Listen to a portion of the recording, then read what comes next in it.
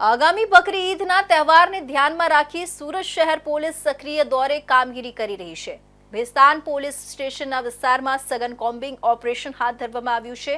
શાંતિ સમિતિની બેઠકથી લઈને food patrolling સુધીની કાર્યવાહી પોલીસે હાથ ધરી છે। તિરુપતિ સોસાયટીમાં યોજાયેલી બેઠકમાં સ્થાનિક આગેવાનો અને નાગરિકોએ ભાગ લઈને શાંતિ જાળવવા અપીલ કરી છે।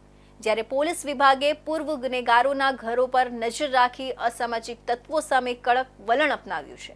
સુરત શહેર પોલીસના પ્રયાસો તહેવારને શાંતિપૂર્ણ બનાવવા મહત્વપૂર્ણ ભૂમિકા ભજવી રહ્યા છે।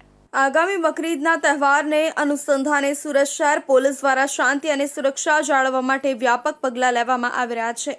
સુરત શહેરના પોલીસ કમિશનર અનુપમસિંહ ગહેલોત, અધિક પોલીસ કમિશનર સેક્ટર 2, નાયબ પોલીસ કમિશનર ઝોન 6 અને મદદનીશ પોલીસ કમિશનર આઈ ડિવિઝનની સૂચનાઓને અનુસરીને ભેસ્તાન પોલીસ સ્ટેશનના વિસ્તારમાં સઘન કોમ્બિંગ કામગીરી હાથ ધરવામાં આવી હતી। આ કામગીરીમાં પોલીસ ઇન્સ્પેક્ટર કેપી ગામેતી અને જે.એમ. સોલંકીના માર્ગદર્શન હેઠળ ભેસ્તાન પોલીસ સ્ટેશનની ટીમે વિસ્તારમાં ફૂડ પેટ્રોલિંગ હાથ ધર્યું હતું।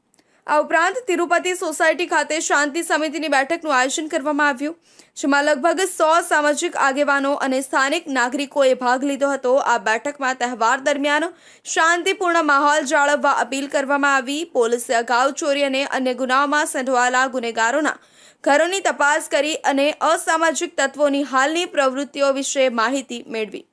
આ દરમિયાન સામાજિક આગેવાનોએ બકરી ઈદ દરમિયાન શાંતિ જાળવવા સમજાવવામાં આવ્યા અને ગુનાહિત પ્રવૃત્તિઓમાં સંડોવાયેલા લોકોને આવી પ્રવૃત્તિઓ છોડી દેવા સૂચના આપવામાં આવી।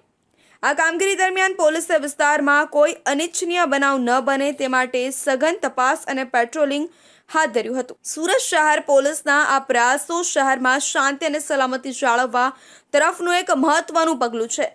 પોલીસ વિભાગે જણાવ્યું કે આવી કામગીરી આગામી દિવસોમાં પણ ચાલુ રહેશે, જેથી તહેવાર શાંતિપૂર્ણ રીતે ઉજવાય અને શહેરમાં કાયદો અને વ્યવસ્થા જળવાઈ રહે।